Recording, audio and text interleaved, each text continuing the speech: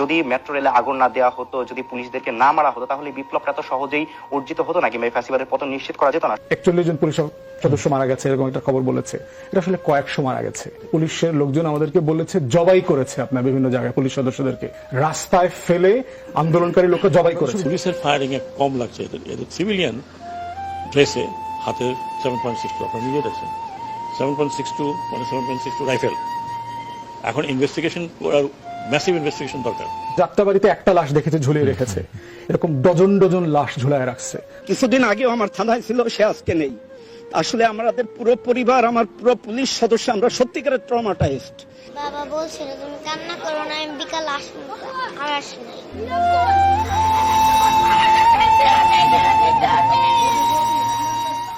দর্শক, এভাবেই বিচারের বাণী নিভৃতে কাঁদবে নাকি সত্যি সত্যি বিচার হবে, এই প্রশ্নটা অনেক দিন থেকেই চলছিল।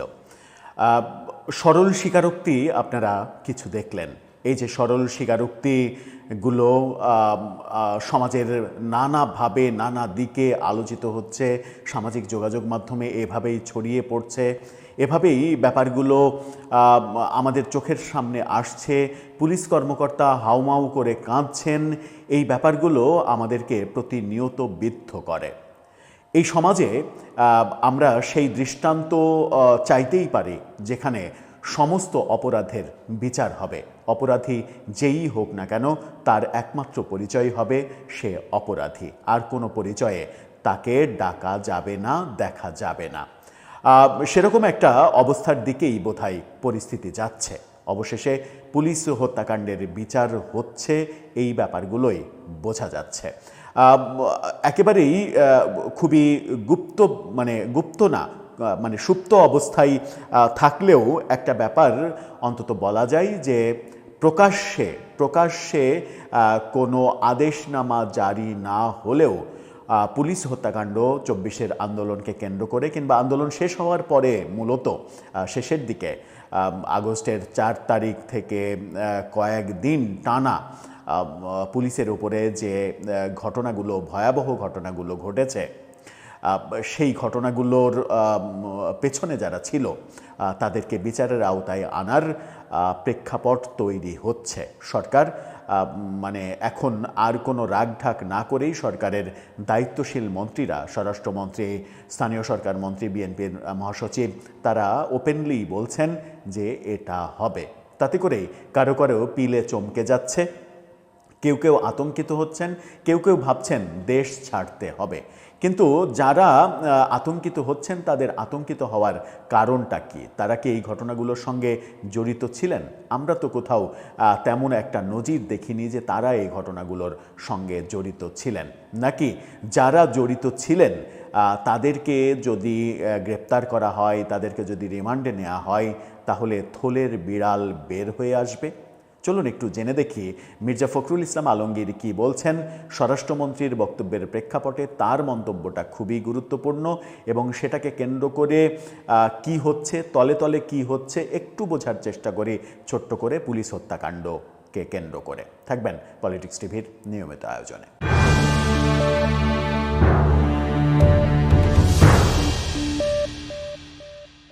দর্শক, বলছিলাম অবশেষে জুলাই আগস্ট যে অভ্যুত্থান, সেই অভ্যুত্থানে ছাত্র জনতা নিহত হওয়ার ঘটনাগুলোর যেমন বিচার চলছে, যেমন আমরা দেখেছি যে একটি আদালত আন্তর্জাতিক অপরাধ ট্রাইব্যুনাল থেকে শেখ হাসিনাকে মৃত্যুদণ্ড পর্যন্ত দেয়া হয়েছে।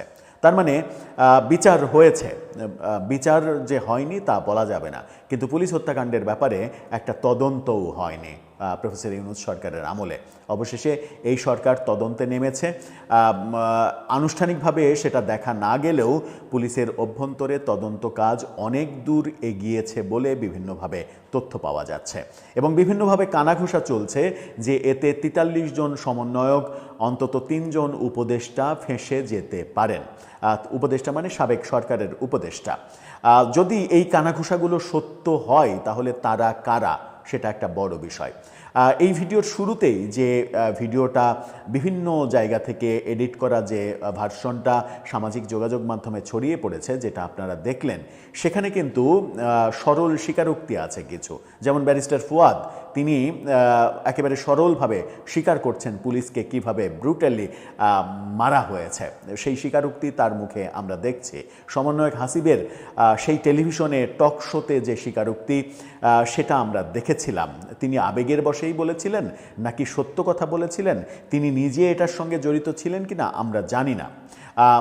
আমরা যদিও তাকে এই ঘটনার সঙ্গে জড়িত থাকার কোনো এভিডেন্স দেখিনি, কিন্তু এটা তো সত্য যে সিরাজগঞ্জের এনায়েতপুর থানায় একজন গর্ভবতী মা পুলিশের সৈনিক, তাকেও মেরে ফেলা হয়েছে, তাকেও রেহাই দেওয়া হয়নি। সেখানে অন্তত 14 থেকে 17 জনকে থানার মধ্যে আটকে পুড়িয়ে মারা হয়েছে এবং তাদের মানে দেহ একটা স্তূপ আকারে রেখে দেওয়া হয়েছে, আম গাছের সঙ্গে ঝুলিয়ে রাখা হয়েছে। কি বিভৎস দৃশ্য! ঢাকায় আমরা তো দেখেছি যাত্রাবাড়ির সেই ভয়াবহ চিত্র যে ফুটওভার ব্রিজের সঙ্গে ঝুলছে একজন মানে পুলিশের দেহ, সেই দেহে এতটুকু পোশাক অবশিষ্ট নেই।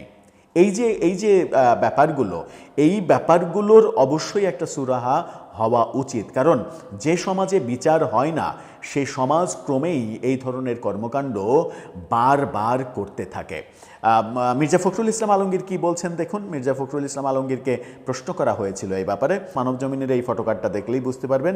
বলছেন, জুলাই অভ্যুত্থানে পুলিশ হত্যার তদন্তের বিষয় নিয়ে স্বরাষ্ট্রমন্ত্রী যেটা বলেছেন সেটাই হবে এবং দ্রুত তদন্ত করা হবে, অর্থাৎ বিচার হবে। এটা বিএনপি সরকারের কংক্রিট অবস্থান। সেরকম একটা মুহূর্তে আমরা দেখছি যে জামাত বিবৃতি দিচ্ছে এটার বিরুদ্ধে, আমরা দেখছি এনসিপি বিবৃতি দিচ্ছে, হুমকি দিচ্ছে, আন্দোলনের রাজপথে নামার হুমকি দিচ্ছে। আমরা দেখছি নাসিরুদ্দিন পাটোয়ারি, তিনি তার একটা ভিডিও সামাজিক যোগাযোগ মাধ্যমে ছড়িয়ে পড়েছে। তিনি বলছেন যে এই পুলিশ হত্যাকাণ্ডের পুলিশকে মেরেছে তো বিআইএনপি। তিনি তো বিএনপি বলতে পারেন না, তিনি বলেন বিআইএনপি পুলিশকে মেরেছে, বিচার হলে তাদেরই হওয়া উচিত। খুবই ভালো কথা, যদি আপনার কাছে প্রমাণ থাকে যে বিআইএনপি পুলিশ মেরেছে, তাহলে সেই তথ্য প্রমাণগুলো আপনি উপস্থাপন করবেন। উপস্থাপন করার পরে যদি ব্যাপারগুলো প্রমাণ হয় এবং বিআইএনপি সরকার যদি সেগুলো না শোনে, সেগুলো যদি ওভারলুক করতে চায়, তখন আপনি আরও জোর গলায় বলতে পারবেন যে বিআইএনপি এটা করলো না, এটা না করে বিআইএনপি আমাদের ওপরে দোষ চাপানোর চেষ্টা করছে, তাহলে ব্যাপারটা গ্রহণযোগ্য হবে। কিন্তু মুখের কথাই তো আর চিঁড়া বুঝবে না। আপনি মানে মুখ দিয়ে বলে দিলেন যে এটা বিআইএনপি করেছে, তাতেই বিআইএনপির লোকজন দোষী হয়ে যাবে। ব্যাপারটা তো তা নয়। কে করেছে? বিআইএনপি করেছে নাকি বিএনপি করেছে নাকি জামাত করেছে নাকি এনসিপি? তখন এনসিপি তো ছিল না, বৈষম্য বিরোধী ছাত্র আন্দোলন করেছে। আমরা বিশ্বাস করতে চাই এদের কেউ করেনি, বাংলাদেশে এই কাজগুলো করেছে মূলত একটা জঙ্গি গোষ্ঠী। এই জঙ্গি গোষ্ঠীকে কেউ ওন করে না বলেই আমরা বিশ্বাস করি, এবং এর সঙ্গে তৃতীয় কোনো পক্ষ ঢুকে গিয়েছিল। তৃতীয় কোনো পক্ষ ঢুকে গিয়ে এর সুযোগ নিয়েছে। যেমন ব্রিগেডিয়ার শাগাত হোসেন বলেছেন, স্নাইপার যারা চালিয়েছে তারা এদেশের লোক না, তাদের চেহারার সঙ্গে এদেশের মানুষের চেহারা মেলে না, তারা ভিন্ন দেশি। ইঙ্গিতও দিয়েছেন তারা পাকিস্তানিও হতে পারে, তারা যদি ভারতীয় হতো তাহলে তো ভারত বিরোধী সেই সরকার তদন্ত করত। অনেক আলোচনা হচ্ছে, অনেক আলোচনার ভিড়ে আমরা কোনোভাবেই বিশ্বাস করতে চাই না, কিংবা এই বিশ্বাস করার মতো সামান্যতম কোনো প্রমাণও আমাদের চোখের সামনে নেই যে নাহিদ ইসলাম আতঙ্কিত হয়ে পড়বেন কারণ তিনি এই কাজগুলো করেছেন। তিনি তো এই কাজগুলো করেননি।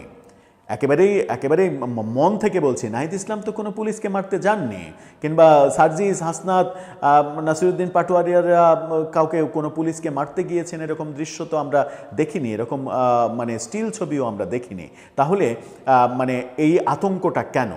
ব্যাপারটা কি এরকম চাওয়া যে বিচারের সংস্কৃতি এখনও মানে ওই আওয়ামী লীগ আমলে যে ব্যাপারটার নিয়ে আমরা সব থেকে বেশি সমালোচনা করি যে তারা যাই করেছে একপাক্ষিকভাবে করেছে, বিরোধীদের উপরে সব কিছু চাপিয়ে দিয়েছে, নিজেদের অপরাধকে তারা কখনো অপরাধ হিসেবে গণ্য করেনি, সেই ব্যাপারগুলোকে এখনও আমরা জিইয়ে রাখতে চাই? এখনও আমরা ওটাই বলতে চাই যে এক পক্ষের বিচার হবে আর এক পক্ষের বিচার হবে না? তাহলে তো নতুন বন্ধ বন্দোবস্ত হলো না, তাহলে তো বৈষম্যমুক্ত বাংলাদেশ আমরা গড়তে পারলাম না। খুবই কনফিডেন্টলি বলা উচিত সবার যে হ্যাঁ, অবশ্যই সব কিছুর বিচার হতে হবে নিরপেক্ষ তদন্তের মাধ্যমে। তদন্তে যদি প্রমাণ হয় যে আমি দোষী, তাহলে আমিও শাস্তি মাথায় পেতে নেব, এই আত্মবিশ্বাসটা থাকা উচিত।